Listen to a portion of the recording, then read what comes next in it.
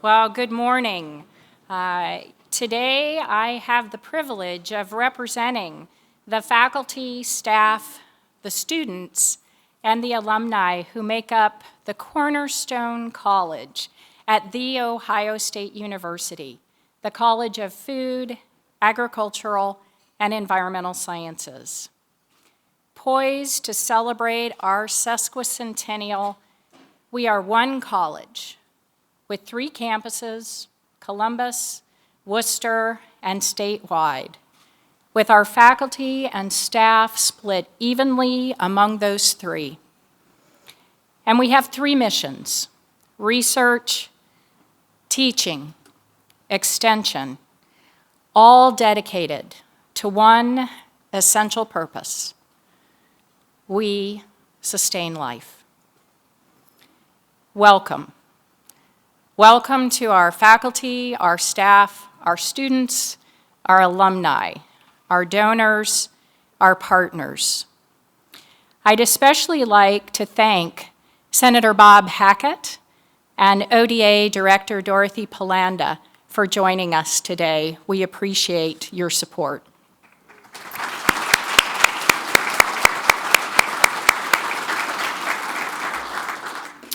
It's an auspicious day for us, and frequently in our busy lives, we hurry past moments like this one. However, today we convene at the start of celebrating a remarkable 150-year history of our college and reflect on the plan for the next steps which will carry us into the future. That's a moment that deserves for us to slow down and consider not only the legacy of work and its impact, but also the people who have been part of our story. As I've shared the opening that I started with today, in the past couple of years, I find that some pretty heady concepts can roll past people without their gravity kicking in. First, that we're the Cornerstone College. A cornerstone, of course, is the first stone set in the construction of a masonry foundation. All other stones will be set in reference to this stone, thus determining the position of the entire structure.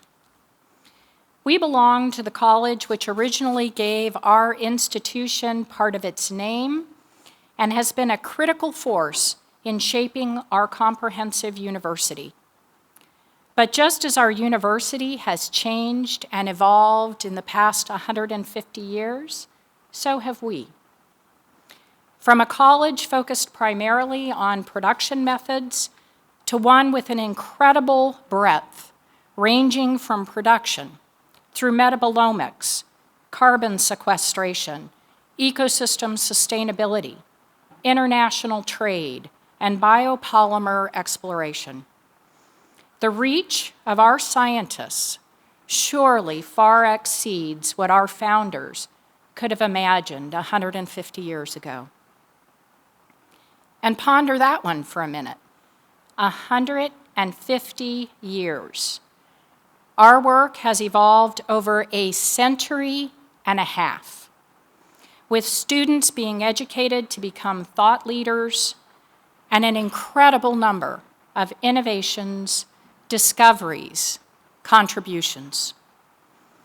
For example, the youth organization 4-H, founded in Clark County, Ohio, over 100 years ago. Our father of 4-H, A.B. Graham, became the first director of extension at Ohio State. The Triplet Van Doren no-tillage research plots up in Worcester were among the first established in the United States. In the late 1950s, a 10-year study of fatal tractor accidents was conducted by Walter McClure and Ben Lamp, both of the Department of Agriculture Engineering, to understand their nature and their causes. Their research indicated that a significant number of fatalities related to highway travel of slow-moving vehicles was the cause. This resulted in the development of the unique triangular SMV emblem that now so many of us are familiar with. Food science and technology alum Dale Sieberling and faculty Jim Harper pioneered the clean-in-place technology that is used by dairy, brewing, food, pharmaceutical, and biotechnology industries worldwide. And The Agri-Naturalist is one of the oldest student-run publications in the country, giving a hands-on experience in communications since 1894. And of course, all that, the work, the changes in our science, the breadth, the depth, all of it dedicated to our shared mission, what we do, why we exist. One of my jobs as your dean is to remind everyone that what we do is not only essential for our industry, not only essential for Ohio, but essential for the human species and our world. It's not often that we stop and consider what makes it possible to do work of any kind, but if we do, we realize quickly it takes energy. And really, for our planet, almost all energy can be traced back to one important source, the sun. For over 12,000 years, agriculture effectively and sustainably harnessed that energy and converted it to the food, fiber, and fuel humans use to thrive. Given that, there was a time when colleges like ours could be content with simply focusing their scholarship on agriculture, on production, basically on yield. That was the major metric which drove the work of colleges like ours for decades, but no more. For us now, we seek to strike the elusive balance between viable agricultural production, environmental and ecosystem sustainability, and food security and safety simultaneously. It's that last part that makes it so difficult. To say that doing that is complex is likely the greatest understatement of our 150-year history, and yet it drives directly at the very reason for our existence.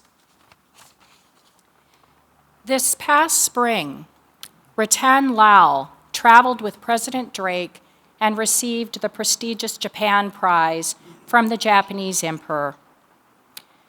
Lal's pioneering research is on no-tillage agriculture and on methods to sequester carbon dioxide in the soil.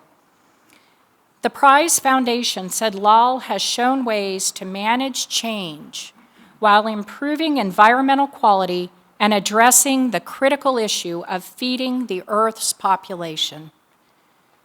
Lal is a great example of what we all do.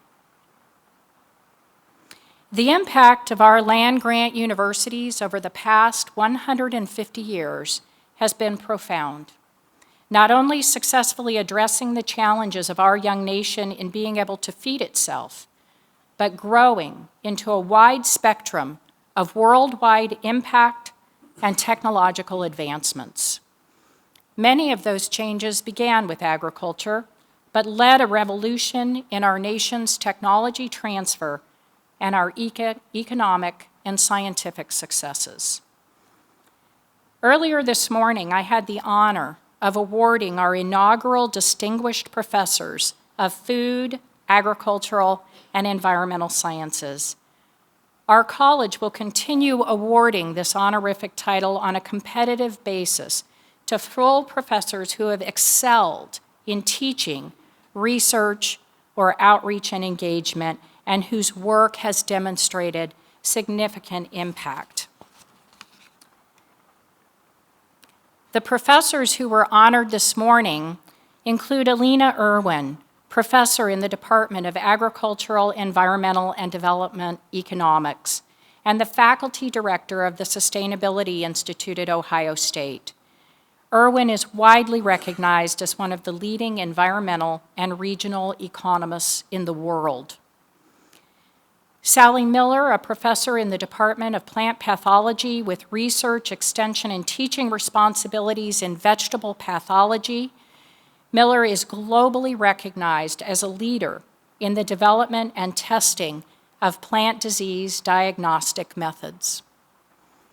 And Devin Peterson, professor in the Department of Food Science and Technology, globally recognized for his pioneering work on flavor chemistry. His research is cutting-edged and has changed the quality of food enjoyed by consumers. And Judith Puskas, a professor in the Department of Food, Agricultural, and Biological Engineering. She's internationally recognized for her outstanding accomplishments in biopolymer and biomaterial invention and green engineering implementation. This is who we are. Please join me in recognizing our inaugural distinguished professors.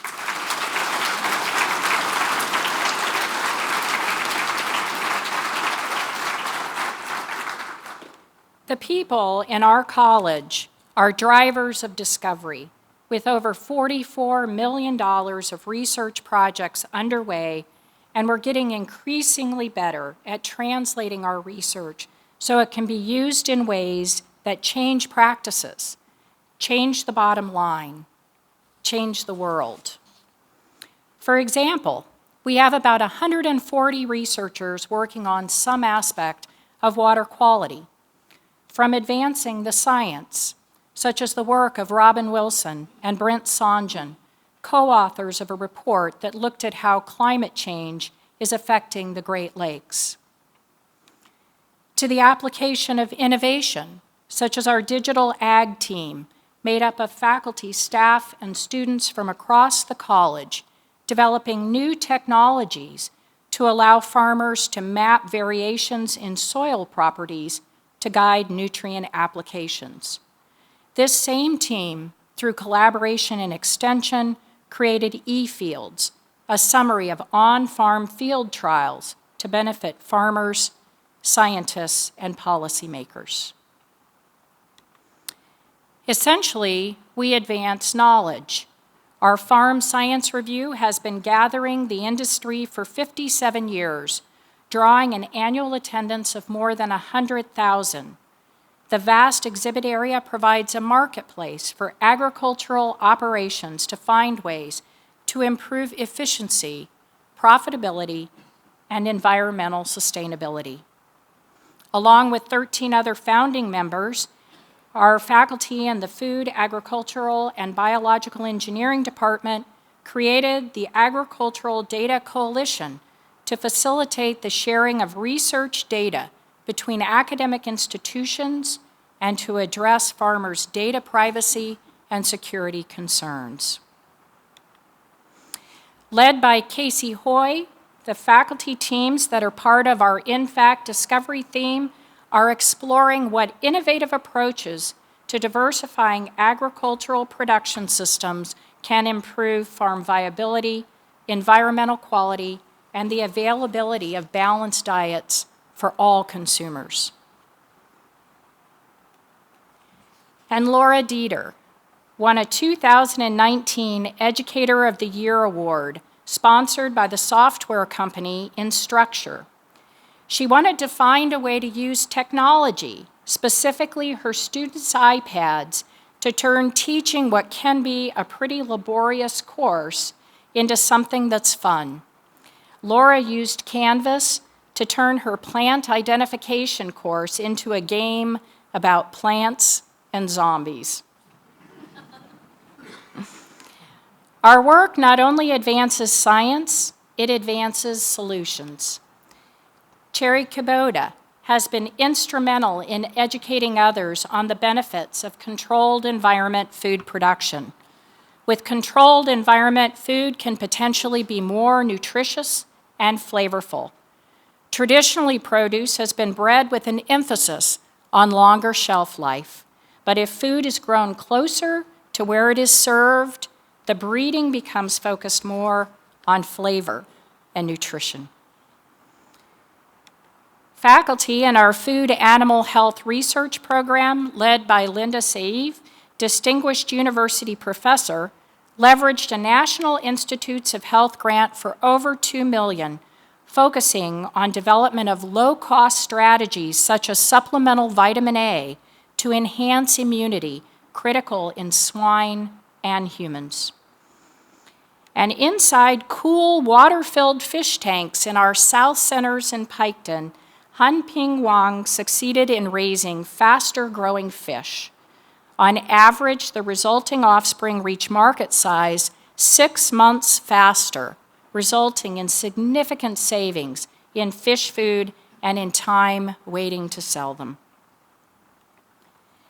Directed by Kelly Tillman, our Soybean Center, where we integrate interdisciplinary soybean research towards developing laboratory and field-based solutions, has led to OSU being recognized as a leader in soybean research and education in the United States. And Joy Rumble traveled to the 4 corners of the United States this fall to understand consumer perceptions of gene editing and how different education and communication strategies impacts those opinions. This work is part of a USDA Social Implications of Technology grant. And as our scientists make advances in gene editing technology, Rumble and her team's work will help to ensure that the gene-edited products will have a place in the consumer marketplace. The Field Application Resource Monitor, or FARM app, with the development led by Aaron Wilson, helps farmers save both money and the environment using advanced weather forecasting to advise farmers on when to apply fertilizers and pesticides so they aren't washed away by the rain. The app can give specific forecasts for an area of about 1.5 miles, allowing for incredibly accurate and detailed forecasts at people's fingertips. And led by Brian Rowe, the OSU Food Waste Collaborative piloted a small-scale residence hall composting initiative here on our campus, yielding 392 pounds of food waste and compostable food. If implemented in all residence halls, the effort could yield 13 tons of food waste reductions annually. In November, a National Geographic article focused on coyotes expanding their range featured Stan Garrett and his nearly 2 decades of research on urban coyotes, and in particular their ability to adjust and adapt to urban environments and the implications this has on coexistence with humans. If you were watching Channel 4 today, you heard Stan get another shout out on Channel 4. And, of course, our college, we advance people. Dedicating to preventing foodborne illnesses like the one which claimed her 2-year-old son, Barbara Kowalczyk established the Center for Foodborne Illness Research and Prevention and received a $3.5 million grant from the Bill and Melinda Gates Foundation to improve the safety of food. Sheila Jacoby's research in swine nutrition not only benefits food animal agriculture, but also human nutrition. Her research on piglets can be used for positive impacts for infant nutrition as well.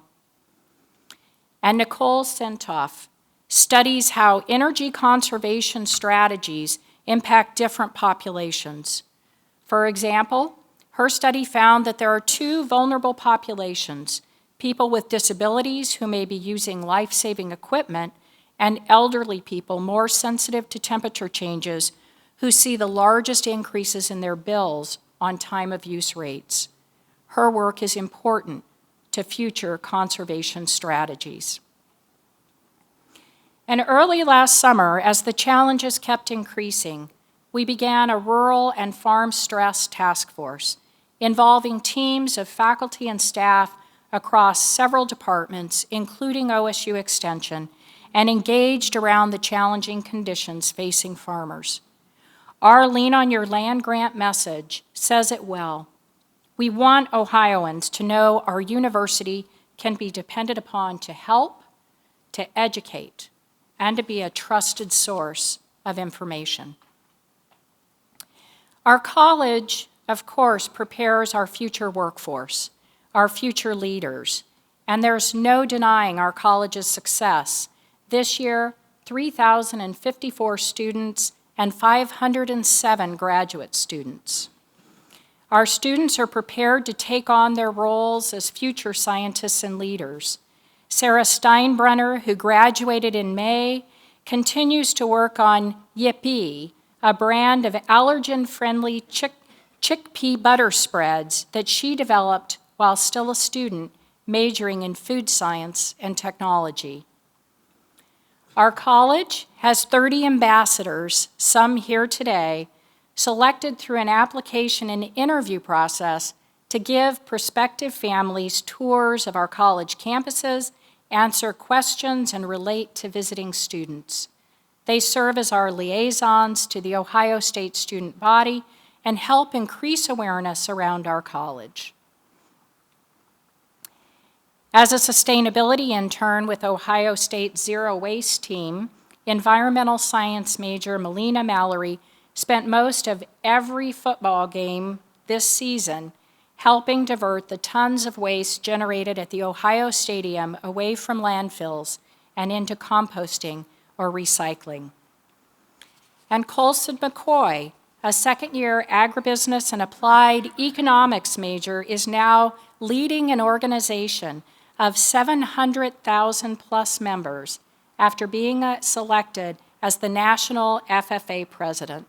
This is the first time since 1978 that our college has been represented in this position. And our Ohio State Dairy Cattle Judging Team placed first at the National Intercollegiate Dairy Cattle Judging Contest at the World Dairy Expo. The last time Ohio State won the contest was in 1986. And we're the proud home to the premier youth program 4-H. Ohio 4-H Youth Development engages over 167,000 young Ohioans in more than 500,000 educational experiences. And most of those youth participate in those educational programs for nearly a decade. We're working to create increased value in 4-H by incorporating more career exploration, connecting them more to our science, and recognition of the educational impact of those experiences. 4-H is essentially our youth's first class in our college. Through our research, extension, and teaching, our college is a contributor to our state's economic development and social well-being. The Columbus affiliate of the Urban Land Institute recently conferred its Community Impact Award on the Wineland Park Collaborative for its work over the past decade to transform the neighborhood. That neighborhood evolved from a distressed, low-income neighborhood with one of the highest violent crime rates in the city to a mixed-income neighborhood experiencing its first population increase in almost 70 years. OSU Extension was a key on-the-ground partner. And our focus on health is also growing, with efforts to refocus another Discovery Theme initiative, Foods for Health, now led by Faculty Director Devin Peterson. We think it's just as likely that the cure for cancer will be found by a food scientist as a medical researcher. From metabolomics, studying disease such as diabetes, to the microbiome. For example, Richard Bruno's study provides evidence that green tea encourages the growth of good gut bacteria, and that leads to a series of benefits that significantly lower the risk of obesity. With over 700,000 deaths and a cost of about $2 billion, antimicrobial resistance is a serious public health issue. Studies being led by Girish Rajashekara, funded by the CDC and FAO, are looking at the impact of antimicrobial use in plant agriculture. With all of these, what becomes clear is that in research, it's no longer sufficient to have a single discovery to enhance yield, to create greater mechanical efficiencies, or to vaccinate a population. Now, research must blend the bench science with applied approaches and its tandem collections of economic and social adjustments, and yet find that balance point that still frees science to take us to ideas that today we cannot even fathom. The ability of our comprehensive university, with our depth and breadth across multiple complex systems, both internally, such as our microbiome and metabolomics, to the larger local and global systems, such as food supply chains and economics, are critical to finding solutions, and our college sits at the foundation of much of this work. It will be the integration of interdisciplinary and transdisciplinary approaches that will lead to the greatest innovations, the most powerful solutions, sustainable models, and revolutionary cures, not just from medicine and within food and agriculture or natural resources, but information technology, data science, social sciences, engineering, and public policy. Our college is uniquely positioned to lead nationally and globally. Our comprehensiveness and our commitment to engage across disciplines creates the conditions for the next land-grant revolution. To that end, in 2019, we undertook a year-long strategic alignment and planning process. Our goal was to listen closely so that we might identify the priorities for our work. But just as importantly, we sought to bring together faculty, staff, students, and stakeholders to have conversations that would lead to discovery and alignment, positively impacting our organizational culture, improving the way we do things. During our alignment conversations, we more clearly articulated our college's values of a fuller definition of scholarship, which includes not just research, but also teaching and extension. Our commitment to lifespan learning was affirmed, recognizing that we want to be the educational partner of choice, whether starting with a kindergartner or following someone throughout their life. We recognize the importance of not only being able to engage with people from diverse backgrounds, but taking intentional actions to ensure that anyone who wants a place at our college's table feels welcome and valued. And we want to be known for not only doing the right thing when no one's looking, being transparent and building trust, but also holding ourselves accountable to the public we serve and ourselves through our science-based knowledge, acting responsibly and justly in our actions and our decisions. And of course, we want to be known as collaborators, starting internally by ensuring our college faculty, staff, and students have a voice and are able to use it, embracing collaboration beyond partnerships, converting the we, they to us, and engaging whether within the university, business, industry, or other partners. Creating or improving organizational culture is not situational, it's foundational. Focusing on the culture strengthens the community, collegiality, and collaborative atmosphere. It also strengthens both internal and external partnerships rooted in shared values, core principles, mission, and vision. And it's clear that we have some work to do. Throughout the focus groups and feedback sessions, we heard that as a college we have gaps in our ability to convene, execute, or support the goals and ideals we cherish. We have dedicated ourselves to our mission without always thinking about how we continue to support our own work, whether that's keeping up with maintenance on buildings, refocusing priorities, adapting our language of how we talk about ourselves, shifting our processes, supporting ourselves. We need to be nimble, both operationally and organizationally, so we can continue to fulfill our mission to be the best of our potential. We're determined to address these gaps and be a leader around the grand challenges, and I'm confident we will continue to do so for 3 reasons: our team, our scholarship, and our networks. Most important is our team. This is a group of talented colleagues, as you've seen, who throughout our strategic planning process engaged and offered perspectives, feedback, encouragement, and candor. However, 2 ideas emerged most clearly throughout all the potential goals and suggestions.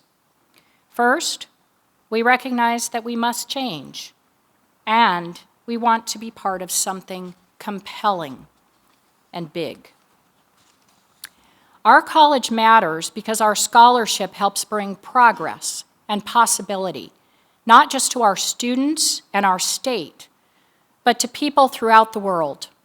Our ideas and solutions have impact across the spectrum of our disciplines.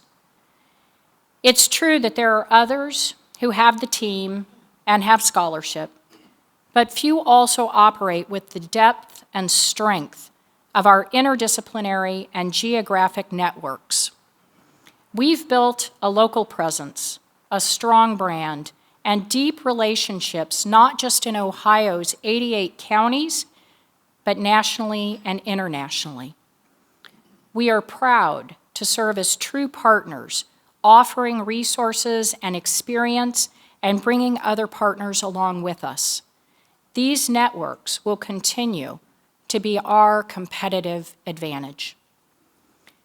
Our purpose has driven 150 years of innovation, and it is as strong as at any time in our history. With these strengths as our foundation, our next steps are to articulate and communicate our plan. That plan not only realigns how we work, but focuses us on fewer, more impactful priorities. We wanted this to be a plan to guide the college for the long term and in all of its rich complexity. We wanted to reflect our land-grant heritage and our aspirations for the future. And so we've arrived at 2 college-wide priorities. In the first, we need to improve our operational and organizational position, and the second is to strengthen our ability to address grand challenges through innovative scholarship. To manage this at the college level, we organized our leadership around teams to support these efforts.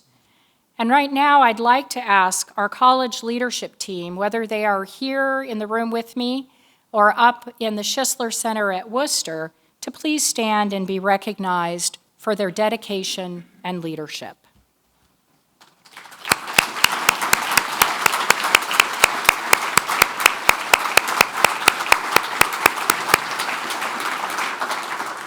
This is a solid team, and I'd also like to just welcome Dr. Ann Dorrance, our most recent addition, in her role as Associate Dean and Director of the Worcester campus. So Ann, welcome to you as well.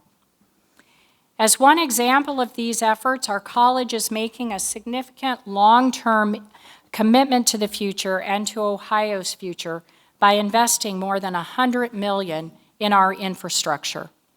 Already 18 capital projects in Columbus, Worcester, and other college locations throughout the state, including the work at Waterman, have been started or even completed in this past year. If you want more details about all of the different projects we currently have going, then as you leave today, you can find our facilities projects by the number that lists out on the 2 pages all the different projects that are currently underway. Our overall investment signals our momentum moving forward and our intent to be a thriving and dynamic college of the future. To successfully recruit and retain top talent in faculty, staff, and students, as well as to engage industry partners, we need to offer high-quality, modern facilities to conduct their work. In our second major priority of strengthening our ability to address grand challenges through innovative scholarship, our goal is to run more empowered, focused programs with maximum impact. We have strong fundamentals across all 4 of the grand challenges from which to build. We also are focusing ourselves on how we'll do this. We have a long legacy of leadership development and innovation, but recently we have become complacent in the very things that could distinguish us. So we need to realize how we work as well. As a result, we're focused on 3 main things: committing unequivocally to our student-first philosophy, embracing the richness and value of a diverse environment by ensuring we recruit, develop, and retain diverse talent, and setting fewer, more impactful priorities. We're proud of our students' success and want to keep building the student-first opportunities for our students to succeed, but also co-create their learning experiences. Our first and second-year retention rates remain among the highest in the university. We're one of the top colleges for our students finishing in 4 years, even with doing internships and travel abroad. And more than 92% of our students are employed or accepted into graduate school when they get their diploma. Ohio State awarded 150 sesquicentennial scholarships to students across the university in honor of the sesquicentennial. This program demonstrates a commitment to increasing access and affordability while recognizing students' academic and non-academic accomplishments and diverse interests. What you see here are our 11 sesquicentennial scholars, which include 5 ATI undergraduate students from the Worcester campus, as well as 4 undergraduate students and 2 graduate students here on our Columbus campus. Our student council reorganized its constitution, becoming a more representative body. In a few weeks, I will co-moderate with President Kirsten Cavender a Breaking the Boundaries discussion panel. This panel will be made up of faculty, students, and partners. Our student council's main goals are to examine the philosophical differences among our different academic units and undergraduate majors throughout the college, and to discuss ways to overcome misconceptions and barriers. We're also in the process of creating a graduate student advisory committee. 10 students have volunteered to serve on the committee and begin creating formal guidelines and goals. The group will focus on improving graduate student life, including professional development, and offering input to those of us in the leadership. The potential for our college and our work is unlimited. Each of the grand challenges encourages interdisciplinary work and provides compelling, wicked problems which must be addressed for our species to survive. Food security, climate change, increasing antibiotic resistance, water quality, these are all problems that are not only time-consuming and non-sequential, but they have no clear beginning, middle, or end. These are systems problems, often engaging not just one large system, but multiple ones.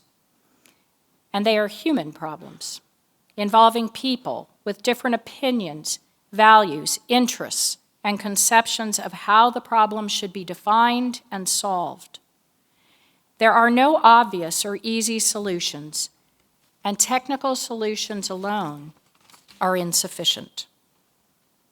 As we celebrate the sesquicentennial of our college and our university, we're commemorating 150 years of engaging with the public to ensure a better future. In commemoration of our sesquicentennial, this year we will be awarding the CFAES Spirit of Land Grant Award. The purpose of this award is to recognize an individual who supports or creates opportunities that embody our land grant DNA, including translational research, collaboration and engagement, students as co-creators, lifespan learning, and future perspectives. The details will be forthcoming, but the award is open to our faculty, staff, students, and partners. We are also seeking to build systems and processes which support more of our interdisciplinary work and retains our talent. One example, this summer we launched our Water Quality Initiative, aiming to expand our college's impact on Ohio's pressing water quality issues, and the harmful algal blooms being one of them. In September, Heather Raymond began as director.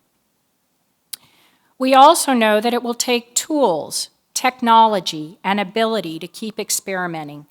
We will soon launch the Knowledge Exchange, a network of researchers, educators, analysts, web developers, and communicators to bridge the gap between academic research, public data, and the public. I asked at the beginning that we take a moment and pause on the powerful impact of this college.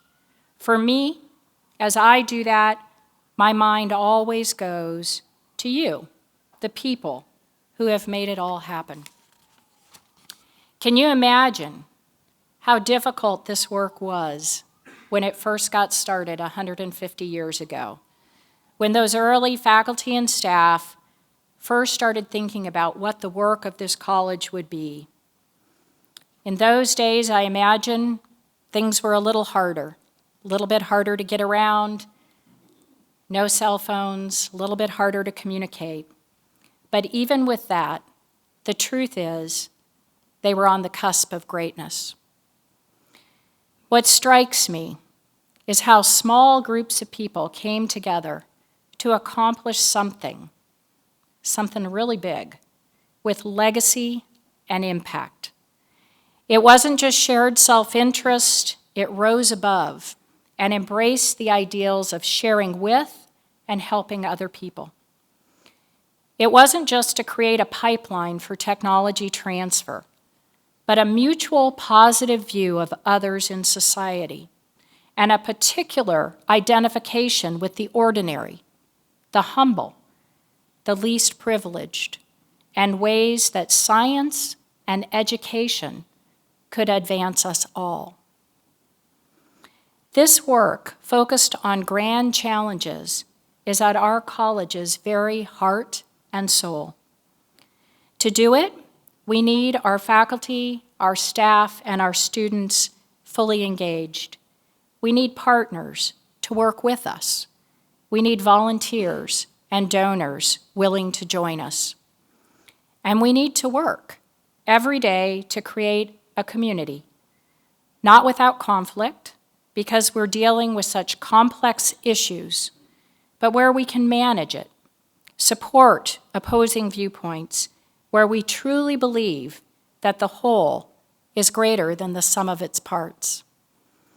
That together we are accomplishing something compelling, that our collaborative energy and collective force which we generate when working together is far greater than the progress each of us would make in isolation. When operating as a community, we ask the tough questions. We engage in deep conversation. We sometimes disagree, and ultimately, we spark more innovation. This is what a college like ours exists to do. This is who we are. I'd like to close today with drawing your attention once again to our people and extend my appreciation to our students, our staff, our alumni, and our donors, and our faculty for their commitment and passion to advance this college forward. I have found inspiration in our work and the dedication with which we do it. We have work to do, but we've identified opportunities for improvement and are addressing them with focus and energy. We remain deeply committed to advancing our science, advancing our people, and we share our common purpose. We sustain life. Thank you.